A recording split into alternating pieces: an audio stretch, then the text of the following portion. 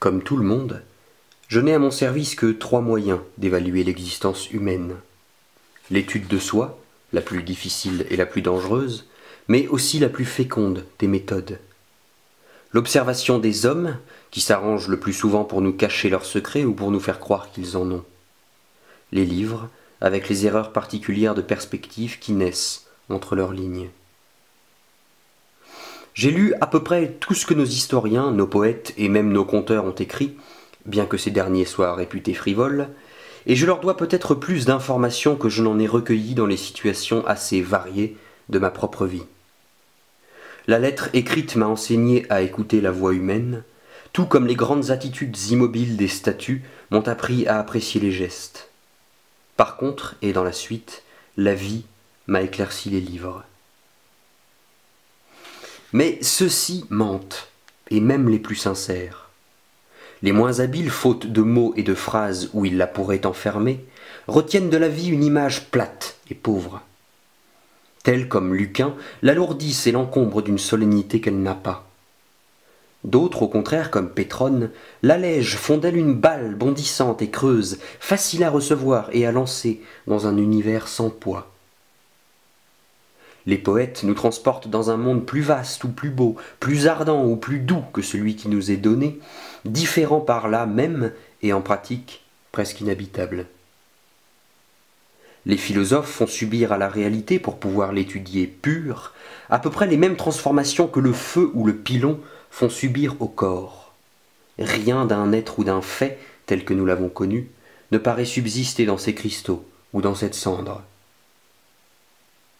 Les historiens nous proposent du passé des systèmes trop complets, des séries de causes et d'effets trop exactes et trop claires pour avoir jamais été entièrement vrais.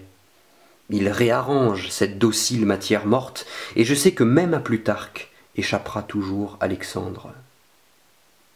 Les conteurs, les auteurs de fables millésiennes ne font guère, comme des bouchers, que d'appendre à l'étal de petits morceaux de viande appréciés des mouches. Je m'accommoderai fort mal d'un monde sans livres, mais la réalité n'est pas là, parce qu'elle n'y tient pas tout entière. L'observation directe des hommes est une méthode moins complète, encore, bornée le plus souvent aux constatations assez basses dont se repaît la malveillance humaine. Le rang, la position, tous nos hasards restreignent le champ de vision du connaisseur d'hommes. Mon esclave a pour m'observer des facilités complètement différentes de celles que j'ai pour l'observer lui-même. Elles sont aussi courtes que les siennes.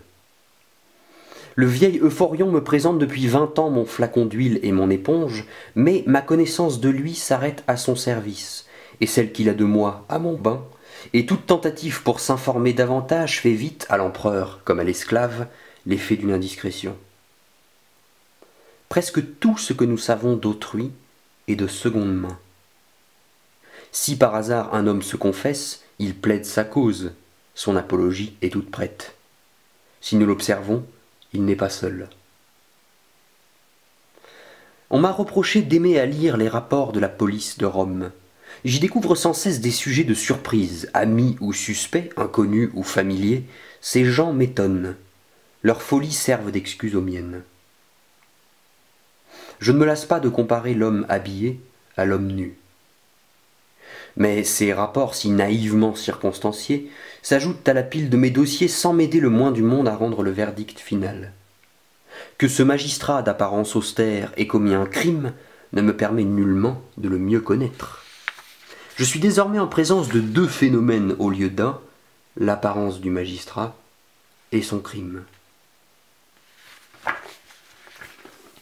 Quant à l'observation de moi-même, je m'y oblige, ne fût-ce que pour entrer en composition avec cet individu auprès de qui je serai jusqu'au bout forcé de vivre, mais une familiarité de près de 60 ans comporte encore bien des chances d'erreur. Au plus profond, ma connaissance de moi-même est obscure, intérieure, informulée, secrète comme une complicité. Au plus impersonnel, elle est aussi glacée que les théories que je puis élaborer sur les nombres.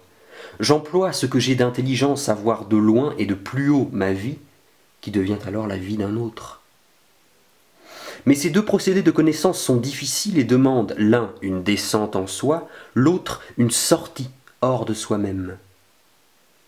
Par inertie, je tends, comme tout le monde, à leur substituer des moyens de pure routine, une idée de ma vie partiellement modifiée par l'image que le public s'en forme, des jugements tout faits, c'est-à-dire mal faits, comme un patron tout préparé auquel un tailleur maladroit adapte laborieusement l'étoffe qui est à nous. Équipement de valeur inégale, outils plus ou moins émoussés, mais je n'en ai pas d'autres. C'est avec eux que je me façonne tant bien que mal une idée de ma destinée d'homme.